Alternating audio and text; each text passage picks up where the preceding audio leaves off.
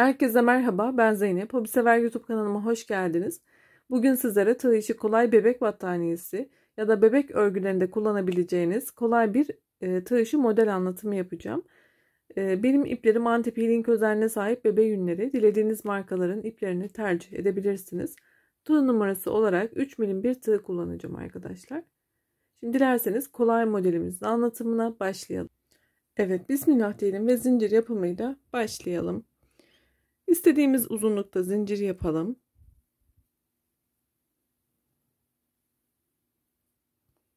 Ben de zincirlerimi biraz daha artırıp geliyorum. Evet, ben küçük bir numune anlatacağım için az sayıda zincirimi hazırladım. Sizler burada dilerseniz zincir saymadan yapabilir. İlk sırayı kurduktan sonra arta kalan zinciri geriye doğru kesebilirsiniz. Ya da 4'ün katları olacak şekilde zincirlerinizi sayarak istediğiniz uzunluğa gelene kadar devam edebilirsiniz. Zincir bebek battaniyeleri genellikle 90x90, 100x100 ebatlarında yapılıyor. Zincirinizi ölçerek başlayabilirsiniz. Şimdi 1, 2, 3, 4, 5. zincire batıyorum.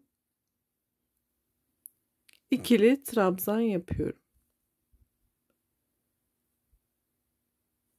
2 zincir üzerine aldım.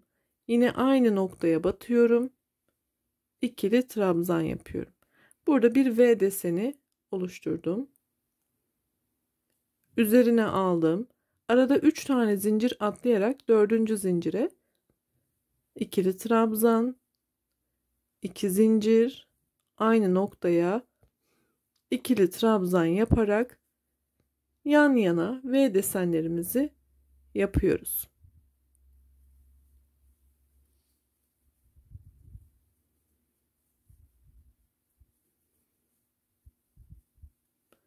Evet, aynı işlemi zincirimiz bitene kadar devam ettirelim. Evet, sona kadar devam ettim. Artık kenarda zincir kalmayana kadar.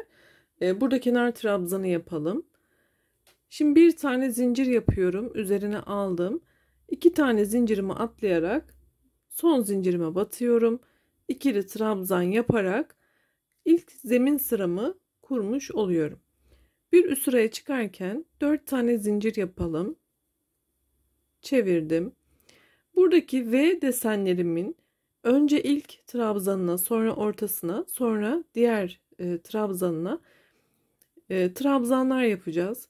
Birinci trabzanıma alttan, sonra boşluğa, sonra diğer trabzana bu yönde trabzanlarımızı yapalım. Hadi başlayalım. Üstüne aldım. Bakın ilk V desenimin önce altından şöyle trabzanından tığımı geçirdim. İkili trabzanımı yaptım. Üzerine aldım. Şimdi boşluğun içerisine 2 tane ikili trabzan yapıyorum.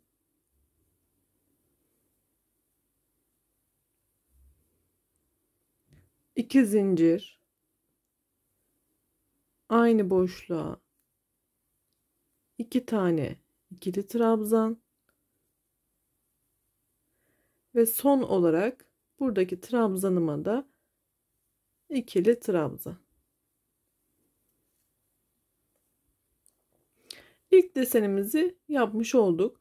Şimdi diğer V desenine geçiyoruz ve buradaki trabzanları yapalım. Üstüne aldım. Arada zincir yok. Önce tığımı alttan dolayarak ikili trabzan, daha sonra boşluğun içerisine 2 tane ikili trabzan, 2 zincir, 2 trabzan ve yine tığımı alttan dolayarak ikili trabzan. Bu şekilde tığımızı alttan doladığımızdan dolayı kabartmalı bir görüntü elde ediyoruz. Bu da çok güzel bir görünüm kazandırıyor. Hem de çok kolay. Devam edelim. Sona kadar aynı şekilde bu sırayı tamamlayalım.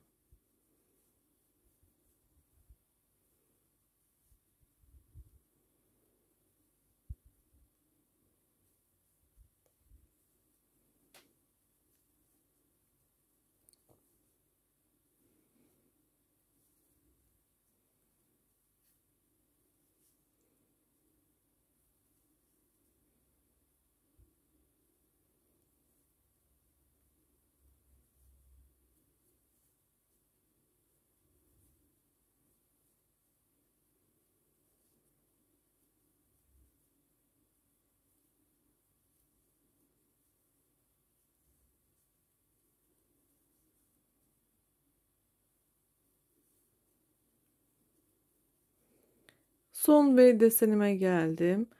Yine desenimi yapıyorum.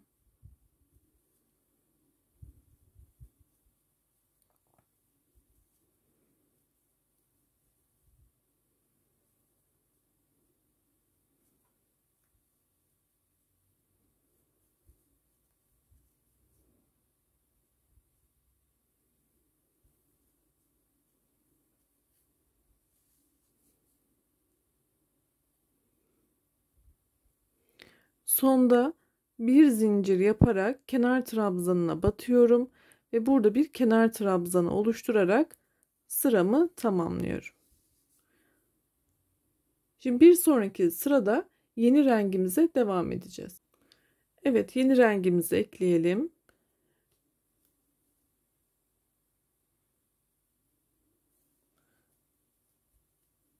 Dört zincir yaptım ve çeviriyorum.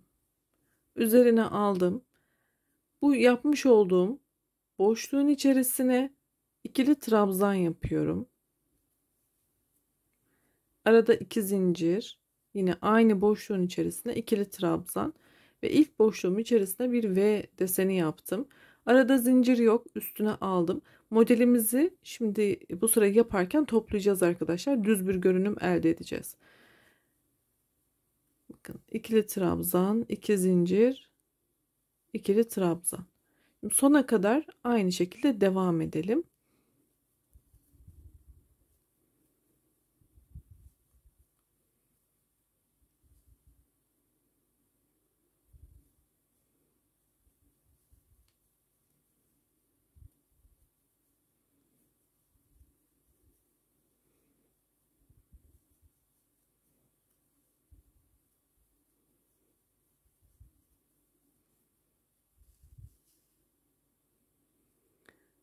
Sol kenarda yine bir zincir yaparak bu kenar trabzanımızı yapıyoruz. İkili trabzan ve sırayı tamamladık.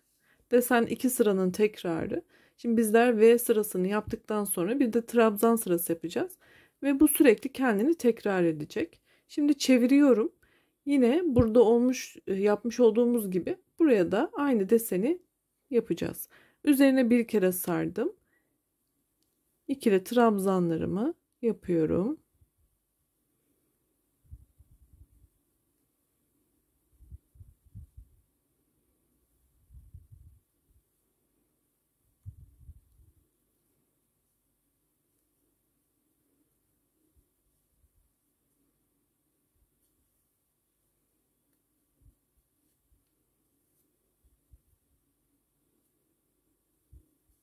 Şimdi yandaki desene geçeceğiz. Onun için aynı şekilde devam ediyoruz. İki renkli çalışan arkadaşlarımın ip koparmasına gerek yok. Yukarıya doğru ip yürüterek de devam edebilirler. Daha fazla sayıda yapıyorsanız ipinizi kopartarak devam edebilirsiniz. Yine tek renkle de yapılabilir bu model. Oldukça kolay ve çok gösterişli bir model. Şimdi ben bir de sizlere büyük bir parçada anlattım. Onu da göstermek istiyorum. Dediğim gibi önce V sırası, sonra trabzan sırası yaparak istediğiniz kadar devam edebilirsiniz. Evet, modeli ben birkaç sırada renk değiştirerek bu şekilde bir hazırlık da yaptım sizlere. Rahat görmeniz için, nasıl olduğunu görebilmeniz için. Dilediğiniz renklerle sizler de devam edebilir. Arta kalan iplerinizi değerlendirebilirsiniz. Modelimiz çok güzel oldu. Şöyle arkasına da bakalım. Arka yönü dahi kullanılabilir arkadaşlar. Çok güzel gerçekten. Umarım beğenmişsinizdir. Beni izlediğiniz için çok teşekkür ediyorum. Yeni videolarda görüşmek ümidiyle. YouTube kanalıma abone olmak ücretsiz.